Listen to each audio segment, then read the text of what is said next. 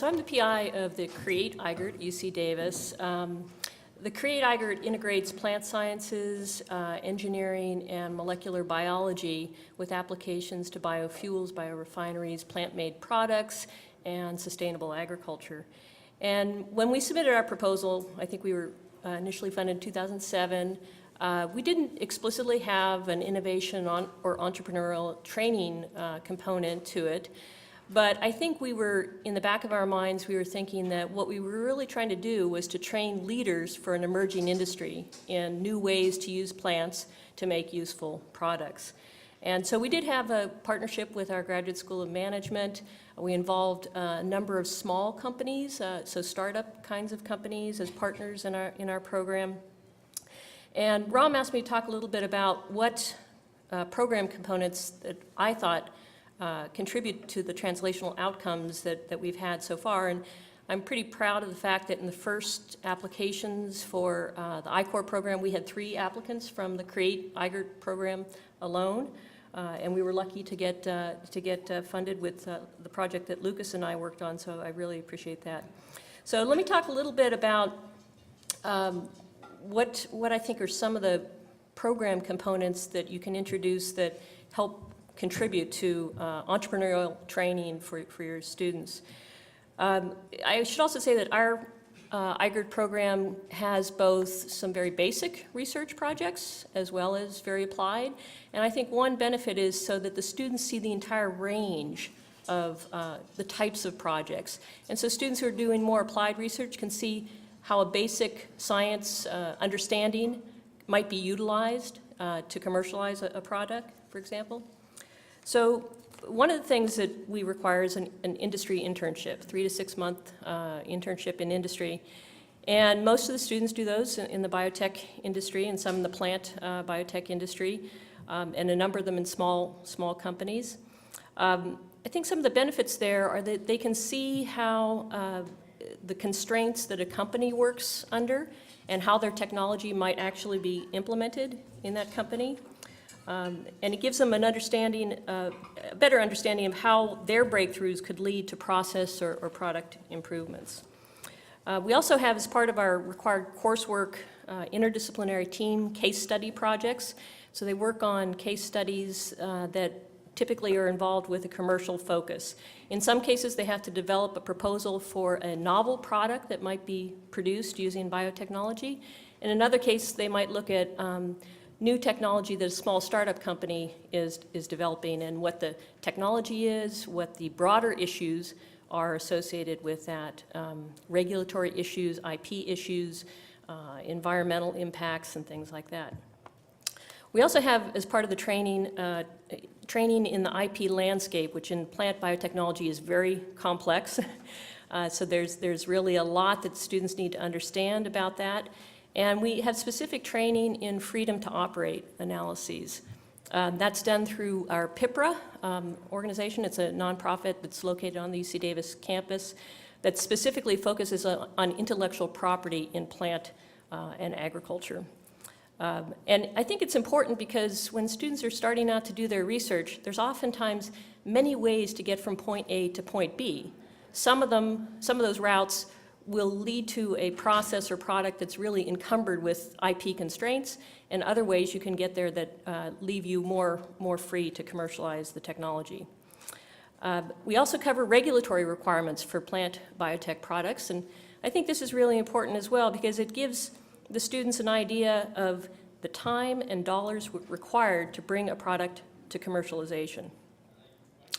We also stress communicating science to broad audiences in a number of different formats throughout the program.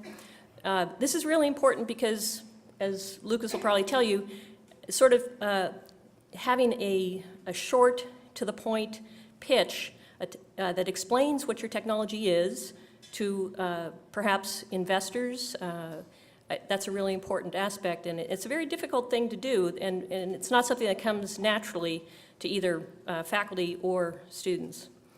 We also have a seminar series, weekly seminars, and we try to incorporate sort of real technical speakers, such as VCs.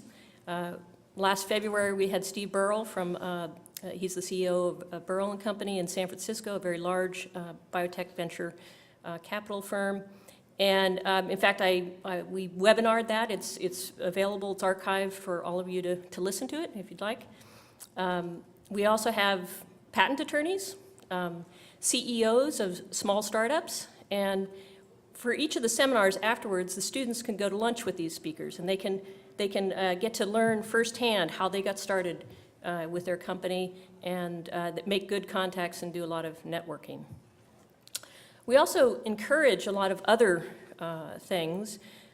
Participation in the UC Davis Big Bang Business Plan competition, which Lucas participated in. He might tell you a little bit about that experience. We have the Graduate School of Management has a number of entrepreneurship academies. These are week-long boot camps focused in different areas. One is in green technology, one is in biomedical devices. We have food and health, and just a general one as well. We have a year-long certificate program through our Graduate School of Management. Some other programs that our students have been involved with are the NCIIA programs, the National Collegiate Inventors and Innovators Alliance. These are funding programs for student-driven projects. There's one in sustainable ventures, and then there's an advanced E-team program. UC Davis actually just signed up to be an ambassador university, so we'll have a student ambassador located on campus who will go to training at NCIIA and then tell the other students, help other students develop proposals or projects through the NCIIA. And then there are a lot of other competitions, other courses that our students have been involved with as well. We also encourage and help trainees to write proposals that are aimed at translation. For example, the NSF IGERT program, also the NCIIA programs. University of California has a program called the Discovery Grant Proof of Concept, which is aimed at translating basic science into actual applications and provides some funding to develop prototypes. And so we help students work on those kinds of proposals as well as SBIRs.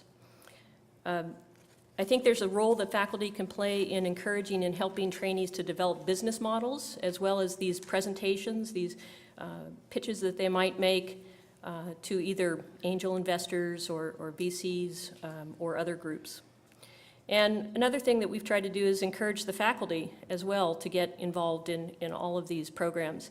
At our last Create IGERT annual symposium, Lucas and another student who's been involved in a lot of entrepreneurial activities, they basically told all the other trainees what's available, what's out there. There's a lot of things that students can get involved with if they're interested.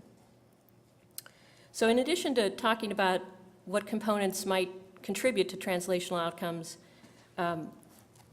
Ram also asked me to talk about my experiences as a PI in the I-Corps program. I'll start out with the fact that this is a very intensive and fast-paced program.